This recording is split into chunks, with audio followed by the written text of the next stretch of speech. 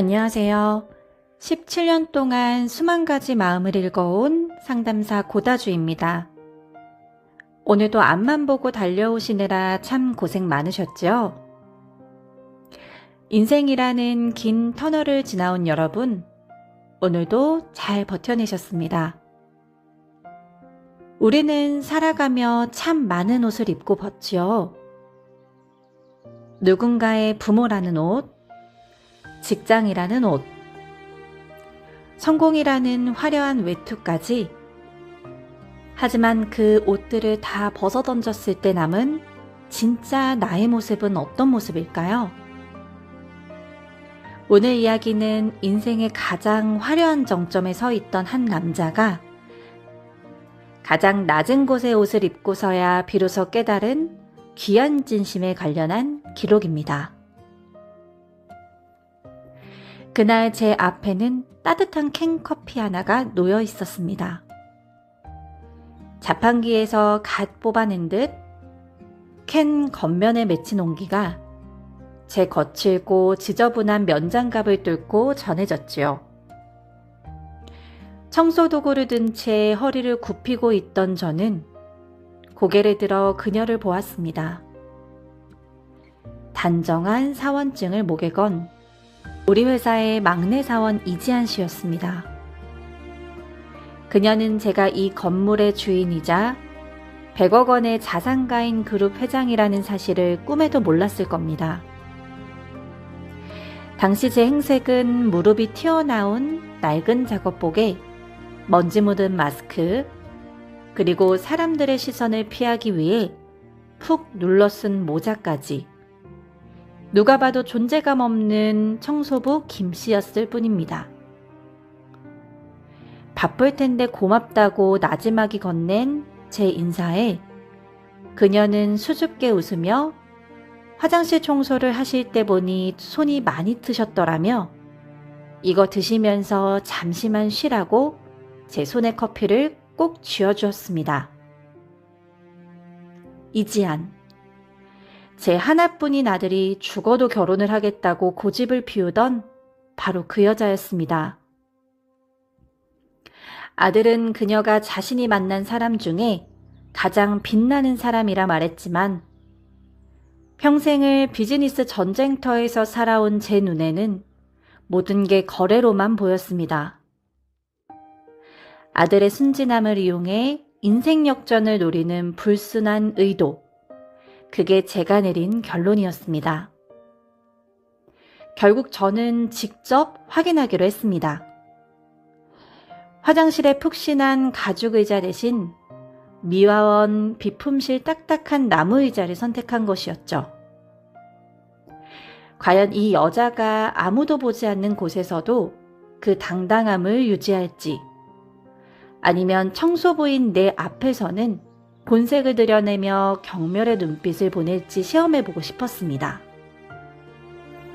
비서실장도 아들도 모르게 준비한 은밀한 자맹이 시작되었습니다.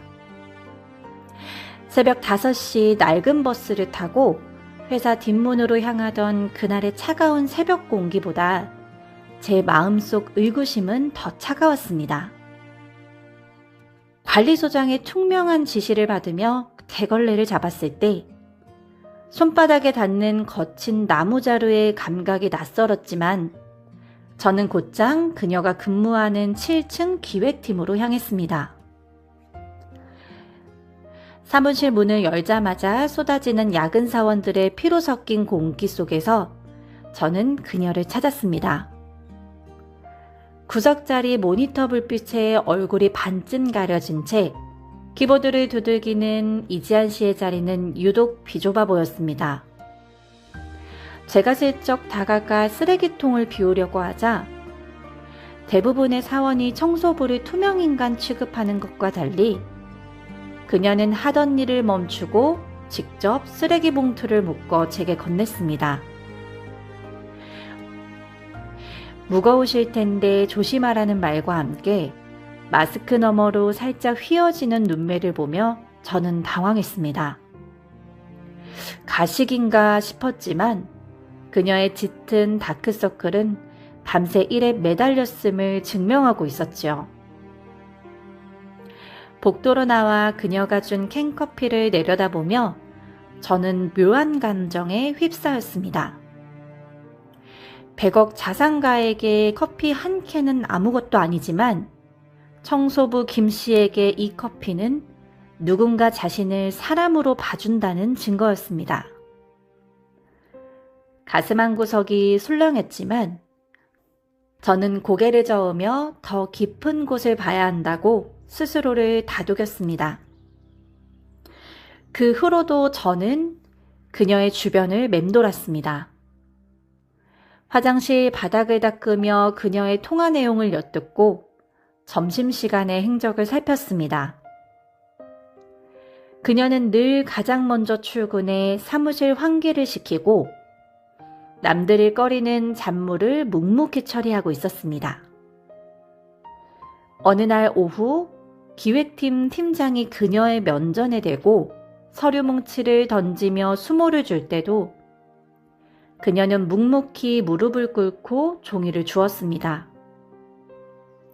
제 아들이 사랑하는 여자가 저런 대우를 받는 것에 화가 치밀었지만 저는 유리창을 닦는 척 지켜볼 수밖에 없었습니다. 종이를 다 준 그녀가 제 옆을 지나갈 때 눈에 맺힌 눈물을 보았지만 그녀는 오히려 저를 향해 유리창이 정말 깨끗해서 마음까지 환해지는 것 같다고 억지 미소를 지어 보였습니다. 자존심이 짓밟힌 순간에도 타인의 노고를 칭찬할 수 있는 여유라니 그것은 연기로 가능한 영역이 아니었습니다. 넷째 날 저는 일부러 더 고된 구역인 비상계단과 지하주차장을 자원했습니다. 사람들이 시선이 닿지 않는 곳일수록 인간의 본성이 잘 드러나기 때문입니다. 오후 2시쯤 비상계단에서 들려온 그녀의 흐느낌은 제 가슴을 찔렀습니다. 수정하던 기획안이 또 반려된 모양인지 그녀는 계단에 한참 주저앉아 울고 있었습니다. 그때 울린 그녀의 전화기 너머로 들려온 목소리는 더욱 충격적이었습니다. 어머니에게 전화를 걸어 밥은 먹었는지 묻고는 시부모님이 될 분들이 인품이 좋으신 분들이라 내 걱정은 안 하신다며 웃으며 거짓말을 하는 그녀의 목소리에 저는 주먹을 꽉 쥐었습니다. 자신을 싫어해서 청소부 옷까지 입고 감시하는 예비 시아버지를 두고 부모님이 걱정하실까봐 저렇게 말하는 여자라니요. 전화를 끊은 그녀가 낡은 가계부를 꺼내 월세와 관리비, 엄마 약값과 제 아들의 생일 선물을 꼼꼼히 적어내려가는 모습을 보며 저는 그녀에게 제 아들이 황금 동아줄이 아니라 진심으로 지켜주고 싶은 사랑임을 깨달았습니다. 만약 돈을 노렸다면 벌써 아들에게 매달려 도와달라고 했겠지요. 하지만 그녀의 어깨에 매어 있는 건 모서리가 다 해진 천가방뿐이었습니다. 5째 날 본사로비 VIP 행사에서 사건이 터졌습니다. 한 고위 임원의 사모님이 레드와인을 그녀의 옷에 쏟고는 오히려 그녀에게 고함을 지르며 모욕을 주었습니다.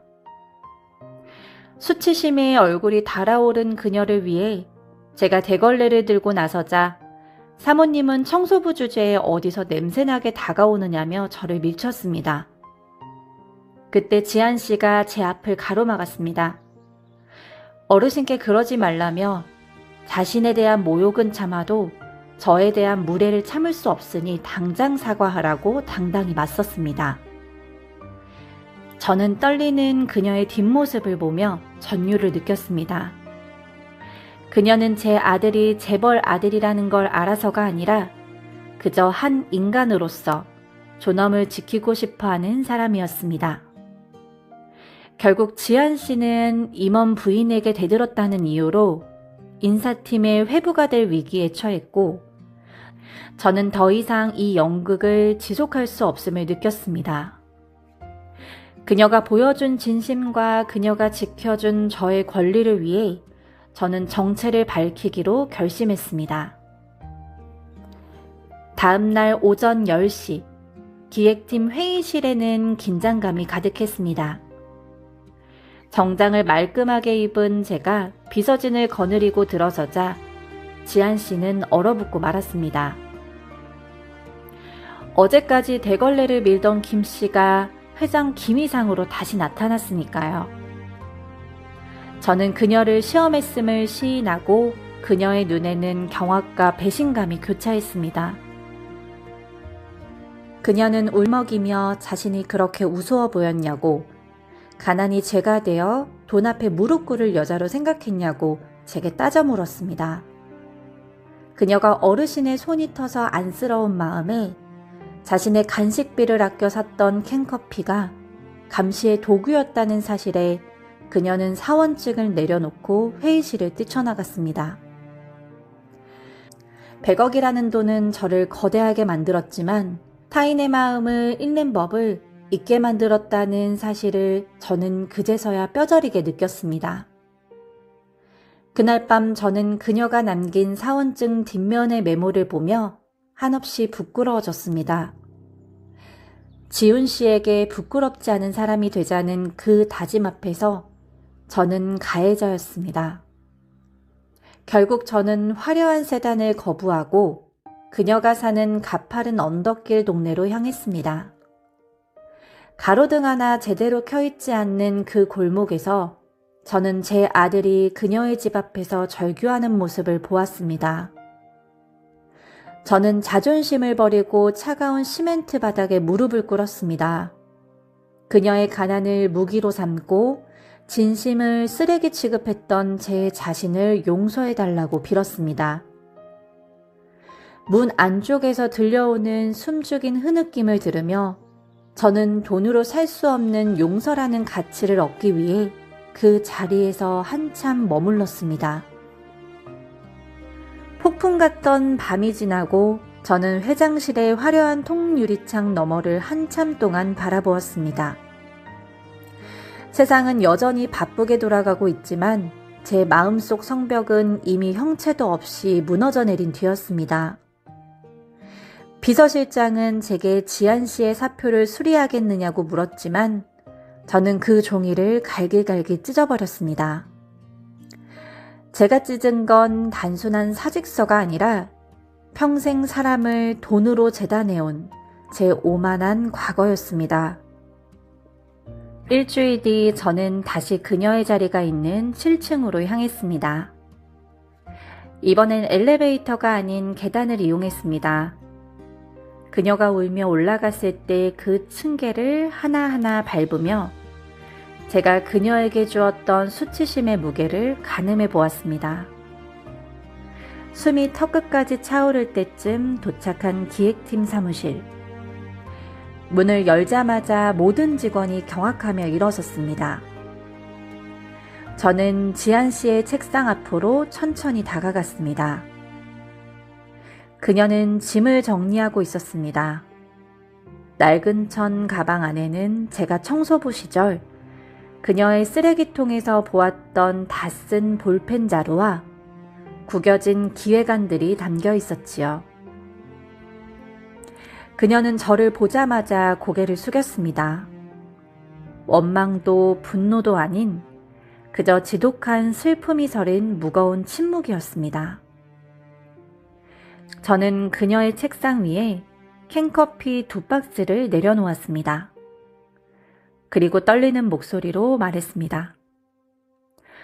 이 커피는 회장이 아니라 자네가 연고를 발라주었던 못난 청소부 김씨가 가져온 걸세. 사무실 안은 숨소리조차 들리지 않을 만큼 정적에 휩싸였습니다. 저는 주머니에서 꼬깃꼬깃해진 연고 튜브를 꺼냈습니다. 그녀가 제 손등에 직접 발라주었던 싸구려지만 세상에서 가장 따뜻했던 그 약이었습니다. 자네가 이 약을 발라줄 때 나는 돈보다 더 큰 치유를 받았는데 나는 그 귀한 마음에 상처를 냈다며 저는 고개를 숙였습니다. 저는 그녀의 낡은 가방을 조심스럽게 내려놓으며 말을 이어갔습니다. 비상계단에서 흘린 눈물을 한층 위에서 다 들었노라고. 가난을 감추려 한 게 아니라 사랑을 지키기 위해 자신을 태우고 있던 자네를 의심한 나는 성공할 자격도 없는 껍데기일 뿐이었다고 말입니다. 지한 씨의 어깨가 떨리기 시작했고 참아왔던 울음이 터져나오자 저는 그녀의 야인 손을 꼭 잡았습니다. 미안하다는 말밖에 할 수 있는 것이 없었습니다. 제 아들이 왜 자네를 세상에서 가장 빛나는 사람이라고 했는지 이제서야 알겠노라고. 자네는 스스로 빛이 나서가 아니라 주변을 밝히고 있었다고 말하며 용서를 구했습니다. 그때 저 멀리서 아들 지훈이가 달려왔습니다. 아들은 제 무릎에 묻은 흙먼지를 보았습니다. 일주이던 그 차가운 골목길 바닥에서 무릎 꿇었던 흔적이 아직도 제 옷바닥에 선명했지요. 아들은 제 눈을 보며 처음으로 존경의 눈물을 흘렸습니다. 저는 그날 그 자리에서 선포했습니다. 오늘부터 이지한 사원은 우리 그룹의 상생가치를 담당하는 팀장이며 그녀의 직속 상관은 바로 저라고 말입니다. 돈만 쫓던 이 회사가 사람을 먼저 보게 되는 날까지 제가 그녀의 든든한 대걸레가 되어 바닥을 닦겠다고 약속했습니다.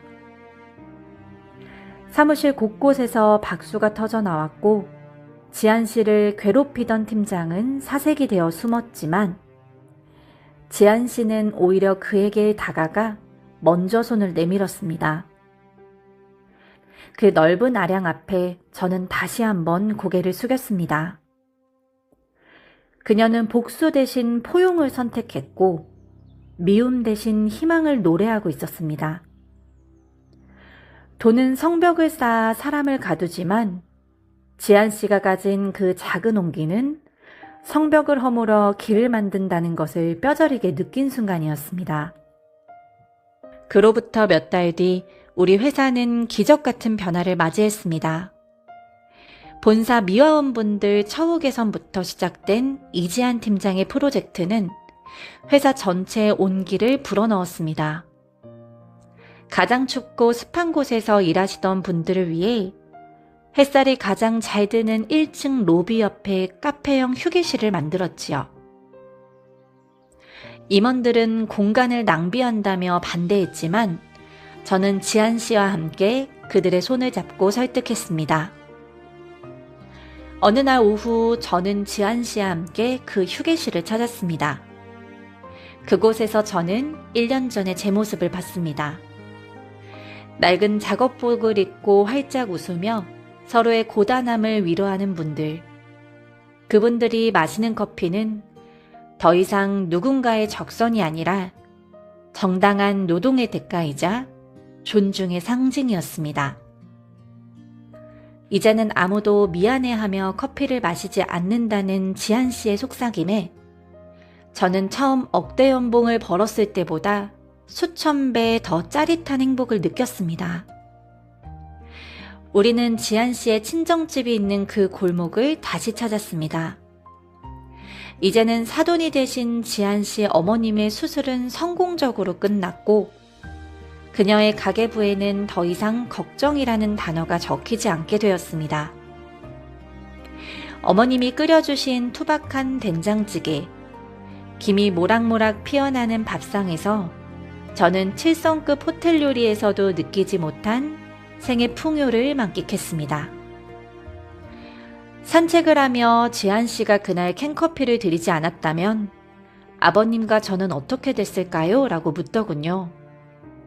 저는 그녀의 손을 꽉 잡으며 말했습니다.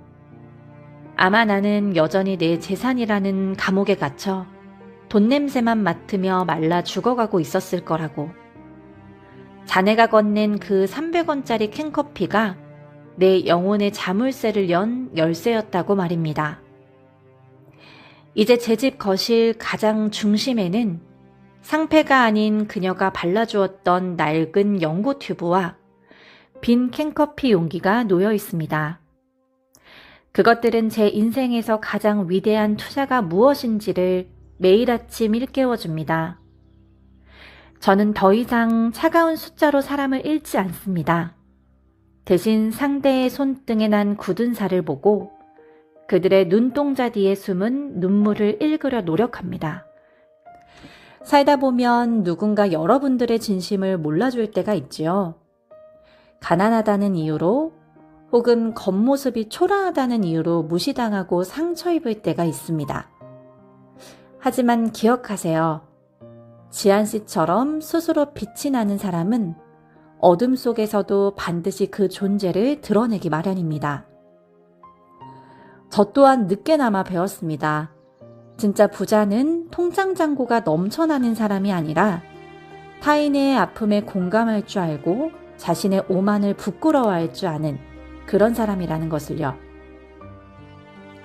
100억이라는 돈은 제 몸을 치장해 주었지만 지안 씨의 온기는 제 영혼을 씻어 주었습니다. 이제 저는 매일 새벽 미화원분들이 출근하는 시간에 맞춰 로비로 내려갑니다. 그리고 제가 직접 내린 커피를 그분들에게 건넵니다. 오늘도 고생 많으십니다.